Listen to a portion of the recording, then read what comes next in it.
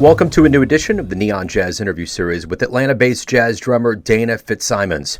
Along with pianist Bill Graham and bassist Brandon Boone, they released the new 2022 CD called Fault Lines. He feels that music often reflects the psychological or emotional state of the musician at a particular point in time.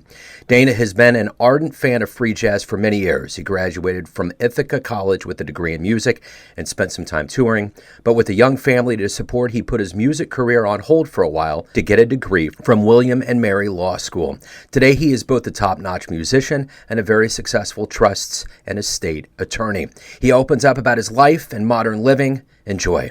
Yeah, I was just, for some reason, when I woke up this morning, I was thinking about that. There's bits of pieces of interviews that I listened to, and someone told me recently, I was like, something about what are they looking forward to, and they're like, just waking up in the morning or something like that. Just that's a biological accomplishment enough. Well, I mean, if you don't go through this pandemic and have an intense focus on right now and appreciate waking up on the right side of the dirt, then you're just not paying attention, man. I agree, and I've thought, too, from an artistic standpoint, there's been so many periods, I think, in our lives where there hasn't been this magnanimous moment in human history where artists can grab onto and have so much inspiration. And right now, it's a fertile playground of all kinds of things going on. Yeah, I mean, positive and negative. I mean, there's incredible tears at the social fabric, which are, people are trying to rip people apart right now. And that creates so much tension that music can come out of that. We've seen that a bunch of times in American history. And then the positive of just getting through it. A lot of people sort of reordered their priorities during this period and, got closer to family and, kind of got a healthier work-life balance. I mean, a lot of good things. The whole work-from-home thing is long overdue. A lot of people stopped grinding out commutes on the highway, and so a lot of good stuff, too. Yeah, there have been a lot of silver linings. So speaking of the pandemic, speaking of going through this time here, you kind of touched on it a little bit. Before we get to this new meditative music for troubled times with the Chief Ensemble, I want to know, how did you survive COVID? How did this whole period, especially as an artist, with there being no live shows and all of that, now you have music coming out on the tail end of this thing? Yeah, great. So the Cheap Ensemble record was from 2017. The new one is called Fault Lines. Yeah, so interesting. For me, I never had two things came out of it. I never had the luxury of the time to do, at least not lately, with kids and jobs and life and, everything swirling around. That kind of, sort of big chunks of time where I could think about my sound, my physical approach to the drum set, and practice some new things and, practice not only physically the drums, but also think about how I wanted the sound, how I was hearing the drums and sort of see where I could go with that, right? And some of it's just physical. It's how you're setting up. Some of it's how you're tuning, exploring new sounds rather than just grabbing the drums and going out the door. You've got this period of time where you can say, well, let me see what happens if I tune it like this or set it up like this or try this kind of cymbal or whatever. And what's my sound? I never had that kind of intense periods of time for that. And so that was the early stage of the pandemic, was taking advantage of the opportunity to really just sort of practice. And then you just start getting where you're starting to play good and starting to hear some things and you want to see what that sounds like with other musicians. And then there's a frustration period, right, where you're ready to just explode out of your box and see what you can do musically, but there's no opportunities to do it at all. So I would say the pandemic for me had, two phases. One, the first phase was sort of comforting, was like, okay, let me take a breath and sort of explore who I want to be musically and what I want to sound like and what I can sound like. And then the second stage where you're chomping at the bit and you got nowhere to go. And so scheduling the recording session was actually a little bit born out of the frustration, which was I'm ready to do something on the drums and I'm ready to play with other musicians and I'm ready to play with these guys because we had started to touch on things right before the shutdown. I just went ahead and scheduled the recording session, and in part just to kind of relieve that buildup and see what could happen. So some of the music is explosive because it's coming out of of just a lockdown. In fact, the first track, the first thing we played in the studio was the track Borders that shows up on the record. That's first take, first song, first thing we played when they started rolling tape. And it gets pretty physical and pretty explosive over the course of that 5 minutes. And that was actually the pressure release. That was us playing our first notes together after the lockdown. So that's the sort of the musical overview. Personally, it was just, instead of running around and sitting in stop-and-go traffic and traveling all the time, it was an intense period of time of connecting to my kids before they, left. And I became an empty nester. So right before they left, I had this big chunk of time with them, which was great too. Talk to me a little bit about how you got into jazz. How did music begin for you, this journey? You mean, going way back now? Yeah, we're going way back. Well, first of all, my parents, my father was a musician and my mother was a frustrated musician. So my mother had always wanted to be a singer, and she had grown up in the 50s and the 60s and was real into Motown and doo-wop, and she had a nice voice. But that wasn't practical for child of immigrants, got to get a job, got to do something practical. And so it was always go get a job, get into the workforce. And her folks didn't really have the luxury of supporting her doing anything creative. But my mother loved music. My father was actually a good trumpet player. He played in some soul bands, and he played in drum and bugle corps, and also he had sort of like a Motown style band where he sang and played trumpet. I think it was called the Flames or something, the way bands were called in the 60s. And they played dances and parties. But, both of their musical lives got cut short by circumstance. So my mother had to get into the workforce at 18 and right after graduating high school and try to make a living. And my father went off to Vietnam. It was a Navy Special Warfare Unit person in Vietnam, got hurt over there, spent a year in Japan, and by the time he came back, it was just trying to get into the workforce and get to work. And so they were very musical and loved music. And also my father and mother both wanted us out of the factory. So my dad worked in the factory. They didn't want us to go into the service. My dad had gotten pretty badly hurt. And so they saw two ways out of the factories, which one was either sports or music. So they pushed sports and music on us. And sports stuck with my brother. He went on to go to college on an athletic scholarship, and music. I played baseball, but music really grabbed in with me. And so I went to college for the trumpet, actually, and I was the first person in my family line to ever go to college. It was sports and music, though, that got my brother and I out of either working service jobs or becoming soldiers and sailors or ending up in the factories. So that's how it started. And I sort of took to the trumpet right away and went to college playing the trumpet, and then eventually moved my way to the drums, but which I had always sort of had an affection for. But the music was in the family because my parents sort of brought it into our lives. So your bio mentions that you can lead kind of a double life. Kind of expand on that a little bit. Yeah, so I started thinking I was going to be a full-time musician and music teacher, and so I did a little bit of light touring when I was younger, and on trumpet, and then I ended up playing drums with a hard rock band in Philadelphia right after I graduated music school. And then I was a high school band director in Virginia. I taught elementary school general music in Florida, and I was a high school band director. Finally got my high school band, in Virginia, and that went pretty well. But I was in a school with a lot of politics around the music program and the classic tension between funding for the arts versus funding for football.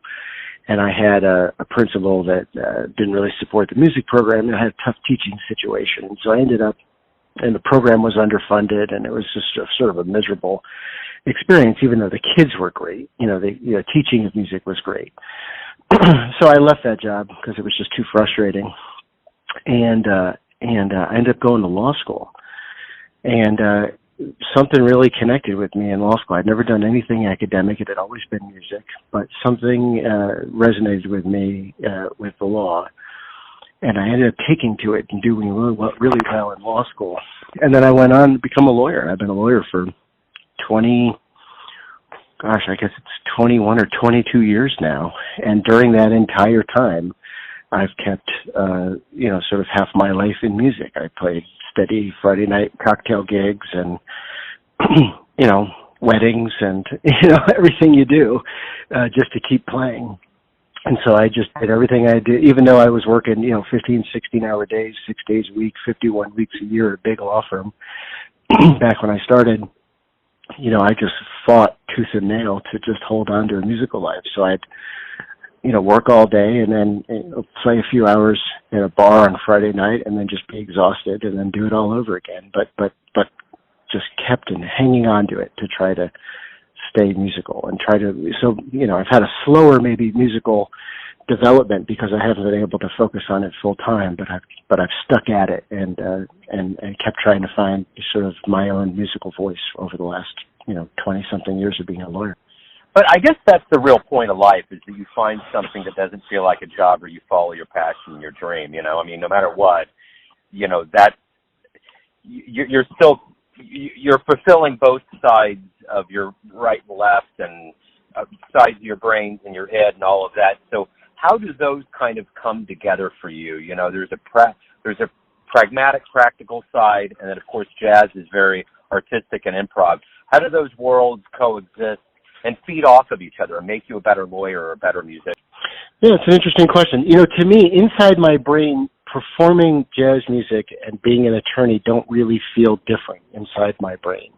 Being a lawyer, whether you're in a meeting, and I used to do trial work in front of courts, all over Virginia and appellate courts and what have you.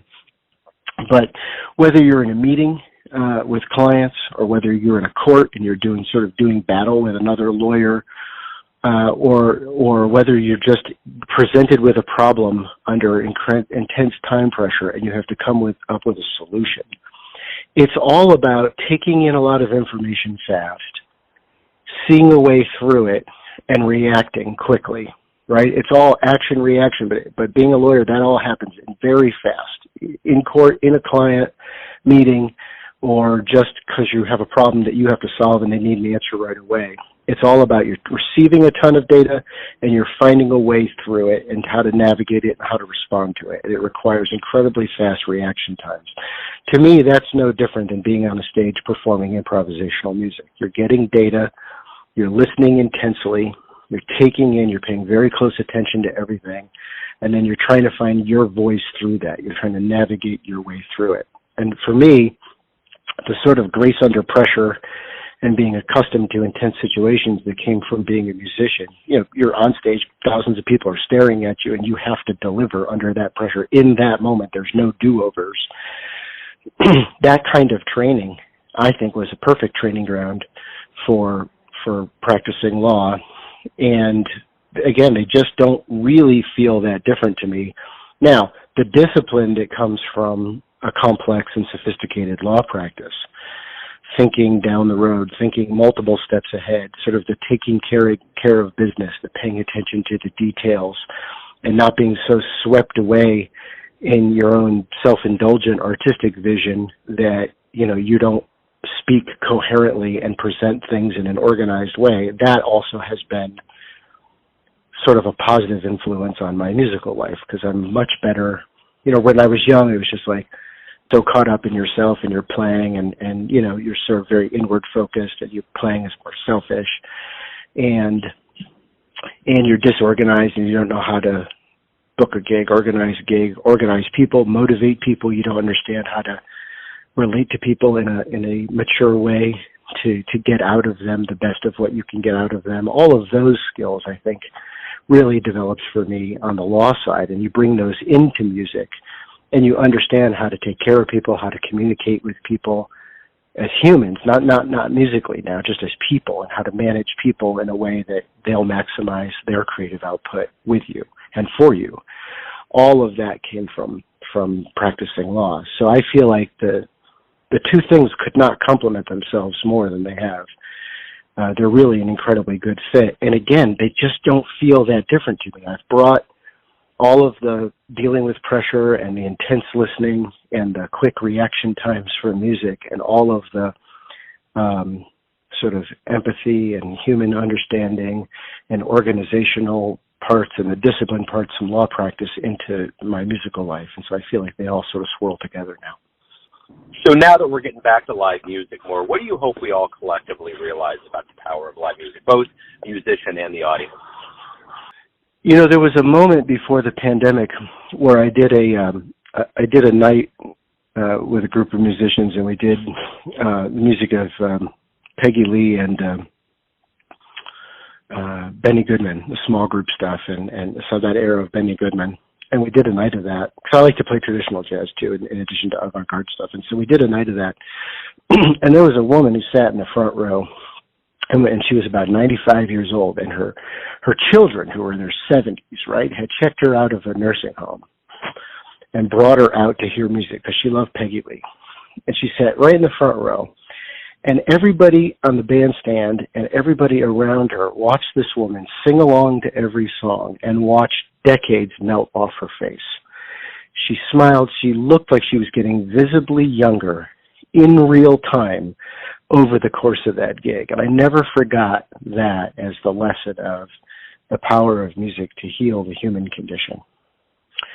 And at a time now where the level of stress on every single human walking around, I mean, maybe the privileged few are not feeling this, but the vast majority of people, between inflation and gas prices and political turmoil and risk of disease and risk of death and life expectancies are down, and the country seems like it's trying to tear itself apart again, and the economic wages being stagnant and prices being higher, and you know, a sense that maybe opportunities might be closing for younger people. There's so much, and of course war raging in part of the country right now, and the threat of it in other places. There's so much pressure day to day right now that the possibility that music can provide some healing and some relief from that, or at a minimum, give you a couple hours of your life where you don't think about it and focus on it.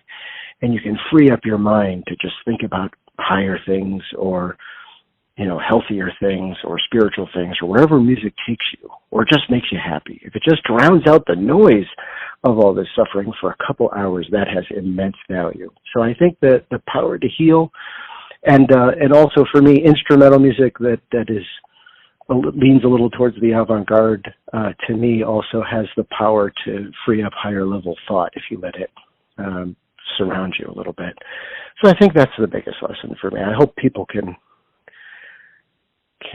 reconnect to that. And I think when the few times that I've played out, now that things are starting to come on live, you get a real sense of that people really need to just not think and feel about all the things that are so negative every day. It just gives them a little bit of a break, and I think that has real value. Absolutely. I love that visual of her, the years, you know, just kind of melting away. That's a great answer. Oh, man, it was amazing. Yeah, absolutely. Yeah, and that's the power of it. So everyone has a perception or an idea of who they think you are, your family, your friends, your fans, your clients, everyone around you. But ultimately, you live your life. What's your perception of you? Who do you think you are? How's that? Yeah, well, I can tell you what I'm trying to be. You know, or at least what I aspire to be. And I've tried to not pretend to be one way because I think that's the way I have to be when I'm in the jazz world, and another way that I think I have to pretend to be when I'm in the legal world. I really try to just speak with my authentic voice and not try to pretend to be anything other than my father's son who grew up scrappy and poor and has just been hustling for years to build a life. You know, I try not to pretend to be fancier or from a more affluent background that I come from. I try to be kind of the same scrappy hard worker that I've always been. And I try to speak with this same voice that I'm talking with you now. I try to use that in the legal setting. I don't try to talk above my station or my personality. And I also don't try to change how I speak when I'm in the jazz world. I just try to hold on to being myself through the whole way. And I talk the same way with my kids as I do with clients, as I do with musicians. And I'm just trying to be myself in every setting rather than trying to be different people in all those settings. Beautiful. Dana, thank you for taking some time out today. This has been wonderful. Good luck with the album and the return to the stage. Thanks, man. I really appreciate you including me. Thanks for listening and tuning in to another Neon Jazz interview, where we give you a bit of insight into the finest players in Virginia, Atlanta, Kansas City, and spots all over the world, giving fans all that jazz. Thanks to Dana for his time, music, and story. If you want to hear more interviews, go to Famous Interviews with Joe Domino in the iTunes Store. Visit neonjazz at youtube.com, and for everything Neon Jazz, go to the neonjazz.blogspot.com. For all things Joe Domino, go to joedomino.com, and there you can donate via Patreon or PayPal. Until next time, enjoy the jazz, my friends.